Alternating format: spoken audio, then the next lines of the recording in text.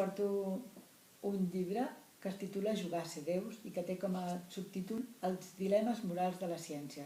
És un llibre publicat per l'editorial Bromera i escrit per Salvador Massip i Chris Wilmot. Són dos investigadors d'una universitat anglesa i són dues persones que han publicat molts llibres sobre divulgació. Són grans divulgadors i aquest llibre és un llibre de divulgació extraordinari. Us llegiré el primer paràgraf. Diu això, és el primer paràgraf del pròleg. Avui dia no cal seguir gaire les notícies per ser conscients del ritme frenètic dels avenços de la biologia i la biomedicina. Sembla com si cada setmana s'anunciés un nou descobriment revolucionari als mitjans de comunicació. Cal que sapiguem discernir la realitat que s'amaga darrere l'exageració que sovint acompanya aquestes innovacions científiques, però també és important aprendre a valorar l'impacte que tindran en la societat i decidir si ens interessa el preu que n'haurem de pagar pels beneficis que ens ofereixen. I és que el llibre planteja això, planteja situacions d'innovació biomèdica que poden ajudar-nos molt a millorar les nostres condicions de vida, però que a la vegada plantegen dilemes morals. I els autors el que fan és explicar cada vegada una d'aquestes situacions i l'expliquen iniciant-la amb una situació que és de ficció, però que ens permet fer-nos molt bé la idea de què és el que podria passar amb això que s'acaba de descobrir o que porta un temps de descoberta biomèdica. I aleshores plantegen tot allò que té de positiu, però també tot allò que té de negatiu l'avenç aquest. Per exemple, imaginem-nos la situació de tria preimplantacional de l'embrió i després la fertilització in vitro. Està molt bé això de poder triar un embrió que estigui lliure d'una determinada malaltia, però ara imaginem-nos altres situacions. Imaginem-nos, per exemple, que es pugui triar el sexe de la criatura. Això plantejaria molts problemes, especialment per les dones en determinades societats.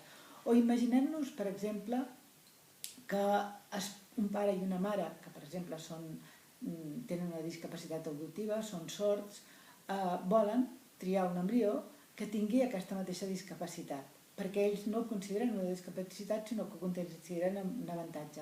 Seria lícit èticament triar un embrió que després donaria una criatura sorda? O, per exemple, imaginem que es poden triar determinades característiques físiques com el color dels cabells, el color dels ulls o fins i tot el grau d'intel·ligència. Seria lícit atendre aquestes demandes dels pares, de les mares.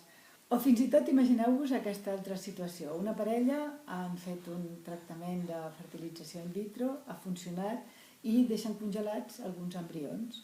I 20 anys després la seva filla té dificultats per tenir criatures i li cedeixen un d'aquests embrions. Aquest embrió seria germà de la seva mare.